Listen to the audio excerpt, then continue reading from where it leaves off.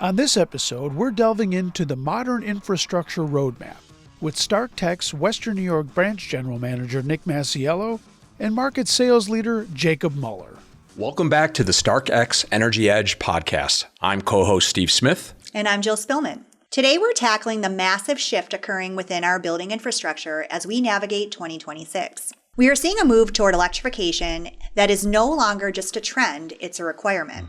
We'll be discussing the primary pressures forcing organizations to modernize right now, examining whether this is driven purely by rising energy costs or whether there is a larger regulatory or operational shift at play. We're also diving into deferred maintenance of legacy systems, exploring the risks of waiting too long to plan and how predictive maintenance is fundamentally changing the math for facility managers. It's not just about the utility bill anymore. We're talking about occupant health, operational resiliency, and how a modern facility can even help recruit top talent. By overlaying predictive analytics, we can transform a collection of mechanical parts into an intelligent facility that anticipates failures before they happen. Let's get into these integrated strategies and how they're setting the standard for the next generation of building facilities. Joining us today from StarkTech are Nick Masiello, our Western New York Branch General Manager, and Jacob Muller, our Market Sales Leader. Thanks for being here today, guys. Yeah, thanks for having us. Thanks for having us. Okay, so we're seeing a massive shift toward electrification, decarbonization in building infrastructure in 2026. Mm-hmm. I think what we're trying to understand, and from your perspective in the field, you're dealing with your customers every day and you're out there understanding what's happening in the marketplace. What are the primary pressures facing those customers and those facilities? Is it really the organizations are forced to modernize their mechanical equipment because of energy costs? Or is it purely about energy, or is there a longer term regulatory or operational shift happening? Yeah, no, that's a great challenge that a lot of our customers have. And while utility costs and the increase over the years are certainly a driver, what we're noticing is there are a lot of other pressures that are leading towards modernization. And, one of which is certainly a lot of aging infrastructure out there and moving from a reactive approach of trying to get parts that are becoming less and less available for older equipment, or having a workforce that is, retiring and trying to get new skilled trades up to take care of some of that older equipment. We're finding that in addition to utility costs, sort of resource planning is also a big driver behind modernization. Yeah, Steve, I think you used a good term there, pressure, right? Like we see it in forms of regulations. I'll use the State University Construction Fund for an example. Any piece of gas-fired equipment that needs to be replaced today has to be replaced with something that's all electric. So from a regulatory standpoint, you have direction coming down from an organization to different facilities. I think there's also a marketing pressure, and don't take offense. I know you guys both have a background in marketing, but there's a pressure to be green or electrified or decarbonized in your buildings these days. And whether there's a regulatory body pushing that or just the outside pressures to be those things, it kind of drives in both arenas. It's interesting because it's a good way to put it. I think sometimes that is a marketing push, right? For obvious reasons, what's happening in our world, different takes on it. Sometimes, like some of these publicly traded organizations, right? They create real sustainability goals for themselves, not just from the marketing side, but hoping to achieve some of these operational things. But a lot of it could be, very much more not in total earnest, right? It might be more a marketing push. So it's a good point. Well, I think you have to look at today's who's coming up through the chains in terms of our next generation, right? People who are aging out, they didn't care so much about the green side of making things electric and things like that. They're worried about making sure the facilities are running and operating. You have this younger generation coming in, and what do they care about? They care about what's going to happen in 15, 20 years in terms of the environment and things like that. So I think some of this push and this marketing speak, as you say, it's really driven because you have to recruit this next generation of talent coming up through the ranks. So it's interesting. It's a really big balancing act. Yeah, and from an equipment standpoint, going hand in hand with that is, technology has been evolving. A lot of it's in a good way, but when you talk about skilled labor exiting the workforce and a lot of HVAC equipment that is going for that electrification is becoming a bit more complicated. And again, it doesn't need to be in a bad way, but making sure that you have the skilled labor to take care of equipment that should last 20 or 30 years is a big driver. So you mentioned 20, 30-year systems, right? So that deferred maintenance in buildings, that's a big driver, right? So they're trying to get the most out of that aging equipment and infrastructure in their buildings. So those legacy systems are probably barely hanging on. What is the biggest risk to organizations that wait too long to start that planning phase of replacing that infrastructure? Yeah, I mean, the biggest risk you're running is a catastrophic failure that you are not prepared to handle. We look at a lot of aging equipment, and I'll use control boards, for example. Those tend to age out quicker than most components, right? They stop being supported by the manufacturer. You can no longer get replacements. If you have a failure of that nature, you have no ability to replace that from the manufacturer. Now you're stuck with a piece of equipment that's unable to run, and you weren't prepared for it. Yeah, I also think too the stage has sort of been reset in what an emergency response situation might be now.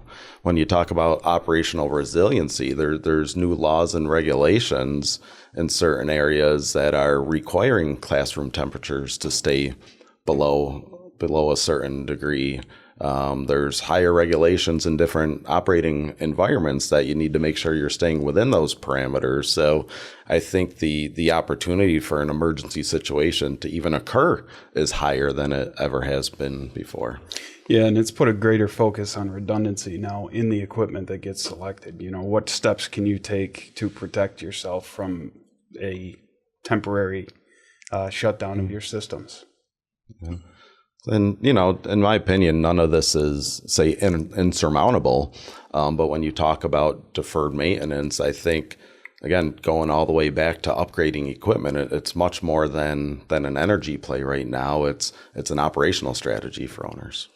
So for a facility manager or a C-suite executive listening today or thinking about these things, and they're sitting on an aging infrastructure, what is the first best practice for planning? Does it start with a technical audit, or is it a broader shift in how they view their return on investment, their ROI? Every client's certainly different, right? But if you're painting it with a broad stroke, I would say the first thing is understanding what you have. A lot of buildings with aging infrastructure have been put together with different equipment over the years. So I think doing a technical assessment and understanding what you have, and not just doing it from a list of individual equipment, but doing it as a system, and how is that equipment and the control system working together to identify where the gaps and the risks first lie. So yeah, I would say starting with that assessment is a good first approach. Yeah, I agree with Nick's comments.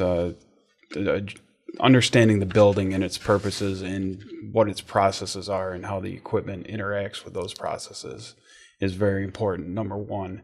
And then working through, okay, how long has this been serving you, and has it been doing a good job? Because it's easy to say, okay, we'll just replace something in kind. Well, was it working for you before? And if not, let's fix it before we go down the same path. Yeah. So that's a great piece to this next part of our segment around integrated modernization. So you're talking about all these different pieces that have to fit together. What's that long-term ramification for organizations that need to embrace that high-performance integrated modernization strategy as they move into the future? Yeah, it's a challenge. Equipment's getting smarter. It's getting more complicated, right? So our technicians follow continuous training paths. They need to stay up to date on what the newest technologies are, and how do we get that to a building owner level? That's a challenge, and we address that by doing some trainings. Service and install trainings can help the owners manage this new equipment. But continuous education is a necessity in today's world. Yeah, and I would say too, once you understand the equipment that you have in place and the infrastructure that you have in place, then the conversation shifts to what are your goals, whether it's financial ROI goals, energy efficiency goals, the environment that you're trying to create, right? We all know that having a healthier work environment is not only beneficial for the employees in that environment, but it also could be a recruitment strategy. It could help with your company's branding, understanding if there's any sustainability goals that your company might have. And then it goes into talking about the best system to address those issues. Nick, you mentioned other drivers. How whether it's something different, like we hear about things now like air quality or other things that the facility needs to be concerned about. How does somebody use that to their advantage? Yeah, I think employees notice the environment that they're working in, and being able to walk into work every day in an environment that has equipment that's up to date, that's providing increased ventilation or filtration. I think that is part of an effective strategy to enhance the work experience for employees, not just existing employees, but when you're trying to recruit employees as well. It's funny how it's changed, right? Like that this is the type of stuff we have to think about now, right? You mentioned it earlier about new generation, just different people coming with different values. These things are important to people picking where they want to work. You're going to add to that, Jacob? Yeah, I think it back to my previous point on the marketing piece, and we all laugh about that, but I think it matters what the company is striving for. So we have the well building plaque on the wall over there. So somebody coming into this building knows that they're going to have good indoor air quality, a comfortable work situation, and that helps with the recruitment side, right? Like, this is a place that's up to date on modern technologies and modern working conditions, and I think that helps people walk in the door with a better attitude. So it's interesting. So you're right. StarkTech did build our innovation center around well building criteria, LEED Gold status, that type of thing, to help our own employees with their productivity and making when you walk in this building, you feel good about where you're at. Do you have other customer examples where we've done something similar in terms of we looked at their aging infrastructure and said, you know what, here's a solution that can help you address your needs, or certain, even if you want to talk certain markets around that? Yeah, I would say if we start high level, the K through 12 environment is one that is pushing more towards increased ventilation, having a healthier environment for the students and for the teachers, having in place now some regulations on the temperature of the environment that you need to maintain below. So the K through 12 market has certainly been a driver, I think, right? We all remember COVID and what came out of that. And, I won't directly correlate what we're seeing from a regulation standpoint to that, but the expectations of a healthier environment have definitely been a big driver. Yeah, and we've seen that in the hospital market as well. Regulations are changing, and this is the case of a regulatory environment or entity pushing new regulations down on these hospitals, changing the requirements, and we've seen a lot of improvements made to ORs especially in terms of cooling, dehumidification, air quality, all those boxes. Yeah, and I certainly don't have the stats, but I wouldn't go out on a limb to say that a healthier environment probably leads to a more productive environment as well. Yeah, absolutely. Well, it's interesting, here at the StarkX Energy Edge podcast, we all are aware, and we started talking about energy savings being such a huge part of this. But I think today's conversation really lends itself to it's much more complex, right? And there's a lot to it. Still critical and a principal issue, but there's a lot of diverse things going on. So the market really needs people who can help them assess all of that, right? So Absolutely. Guys, thanks so much. Great conversation today. Pleasure for Jill and I to have you with us today. And we appreciate you enlightening us, and I'm sure we'll be having further conversations as the landscape of mechanical equipment continues to evolve. And that'll do it for today's episode. If you have a question or a suggestion for the podcast, please email us at marketing@starktech.com. Thanks for joining us, everyone. We'll see you here next time on the StarkX Energy Edge. Thanks for listening to the StarkX Energy Edge podcast, a production of StarkTech. If you're viewing this on YouTube, please like, share, and subscribe to our channel, and leave a comment below. We'd love to hear from you. If you have a question or an idea for a future episode, email marketing@starktech.com. Follow us on social media, and we'll see you here next time on the StarkX Energy Edge podcast.